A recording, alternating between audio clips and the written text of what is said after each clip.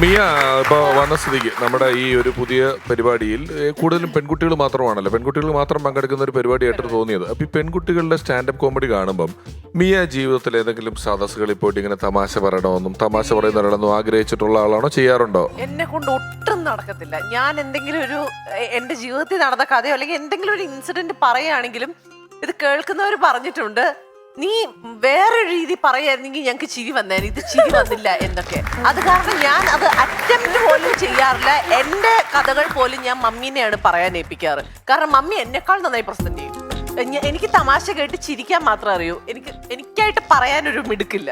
പക്ഷെ പൊതുവെ മിയ ഇത്തിരി ഒച്ചത്തിൽ പറയുന്ന ആളും ഭയങ്കര കൃത്യമായിട്ട് കാര്യങ്ങൾ പറയുന്ന ആളും ഒക്കെ ആണല്ലോ. അപ്പൊ എന്തെങ്കിലുമൊക്കെ പറഞ്ഞൂടെ? അയ്യോ പറഞ്ഞാ ഒക്കുന്നില്ല. എന്താ നിങ്ങൾ ബോധപൂർവ്വം തമാശ പറയാൻ ശ്രമിക്കുന്നുണ്ട്, അല്ലാണ്ടെന്ന് പറഞ്ഞു കാര്യം പറഞ്ഞു നോക്കുമ്പോൾ ആൾക്കാർ ചിരിച്ചോളൂല്ലോ. എനിക്കറിയത്തില്ല, എനിക്ക് പ്രസന്റ് ചെയ്യാൻ അറിയത്തില്ല. ശരി, അപ്പു മിയയുടെ നിങ്ങളുടെ കഴിഞ്ഞ കുറെ നാളത്തെ ജീവിതത്തിൽ അപ്പു മിയയുടെ ഏത് തമാശ കേട്ടിട്ടാണ് ഏറ്റവും കൂടുതൽ ചിരിച്ചത്? അയ്യോ അപ്പു പക്ഷേ വളരെ ചുരുക്കമുള്ളൂ. പക്ഷെ ഉണ്ടല്ലോ ചിലതൊക്കെ ഞാൻ ഇങ്ങനെ പറഞ്ഞപ്പോ ഒത്തില്ല പറയണ്ട അതുവരെ കാരണം ഒക്കുന്നില്ല. അതുകൊണ്ടായിരിക്കും.